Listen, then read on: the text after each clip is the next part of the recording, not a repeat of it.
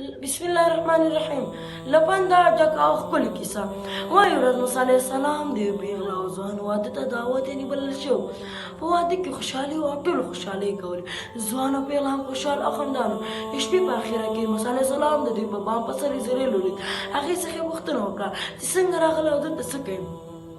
ایزراییل وویل نن شپه د خدای پاک په امر باید د ناوې زوم څخه روغ واخلم. یو تور مار به راشي دوی به وچې چې زه به نه روغ واخلم. موسی علیه السلام په چور کې لاړ. سبا شو راغله تر څو د نیکعمله ځوان او پیغلې په جنازه کې ګډون وکړي چې ګوري ځوان او پیغله خوشحاله ولاړ دي. پیغمبر یو تور مار مړ او پروت ولید. موسی علیه السلام د دوی د عمر اوږد پوښتنه وکړه. دوی ورته وویل ټول خلک لاړل او رخصته شپه کې یو غریب راغلو او په ارامه دروازه ټک ټک کړه.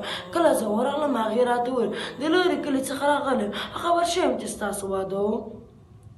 خبر شوم چې ستاسو واده دا څو ورځې مناسبه ډوډۍ هم نه ده خوړې. نن به خوږه ډوډۍ خورو. نوره ډوډۍ پاتې نه یوازې د ناوې لپاره لږ ډوډۍ پاتې وه. زه ناامیده په دروازه کې پاتې شوم چې ګورم ناوې د سوالګر لپاره ډوډۍ راوړه. هغې ته یې ورکړه او سوالګر زموږ دپاره د اوږد عمر دعا وکړه. کله چې چپرکټ ته راتلو د هغې څخه یې دروند شی په چپرکټ ولید او تور مار پرې ولګېد او مړ شو. موږ ټوله شپه په عبادت تېره کړه. جبریل ای موسی پوهېږي صدقه د ټولو بلاګانو مخنیوی نیسي او د اوږد عمر سبب ګرځي.